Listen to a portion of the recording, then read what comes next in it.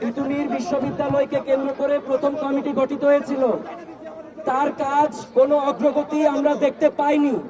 পরবর্তীতে আমরা দেখলাম 7 কলেজ নিয়ে যার পরিকল্পনা তিতুমির বিশ্ববিদ্যালয় কমিটির পরবর্তীতে সিদ্ধান্ত গ্রহণ করা হয়, সেটির অগ্রগতি হয়েছে, তিতুমির বিশ্ববিদ্যালয়ের অগ্রগতি হয়নি। কাজেই যে সন্দেহের বীজ রাষ্ট্র প্রথমেই বপন করেছেন, আমরা আর কাউকে বিশ্বাস করতে আসলে সেটা আমরা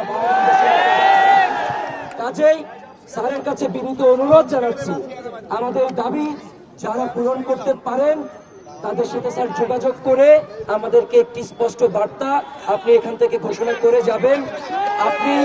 আপনি যদি আমাদেরকে আপনার সন্তান মনে করেন স্যার, বিনীতভাবে অনুরোধ করছি আপনার সন্তানদের যৌক্তিক দাবি আদায়ে প্রয়োজনে অনশনে স্যার আপনিও যোগ দিবেন। আচ্ছা, এখন আরো সিরিয়াস বলতে যায় কাপড়ে কাপড় পরো, এখানে সবাই রাস্তায় নামবে, এটা আমি বুঝতে। সুতরাং আমি বলছি এটা তো মিডিয়ায় খবরগুলো গেছে, কিন্তু ফিজিক্যালি সরকার বা রাষ্ট্রের পক্ষ থেকে এই তথ্যগুলো হয়তো ওইভাবে কমিউনিকেশন মাঝখানে দেখছে হয়তো টিভিতে সবাই। তোমাদের এই যে দাবিটা, এই দাবিটার কোনো অযৌক্তিক সেটা মোটেই কেউ বলবে না, বরং দাঁড়াও, এই বিশ্ববিদ্যালয়ে তোমরা চাচ্ছ একটা ঘোষণা দিতে হবে, খুশি হয়ে বাড়ি যাবে।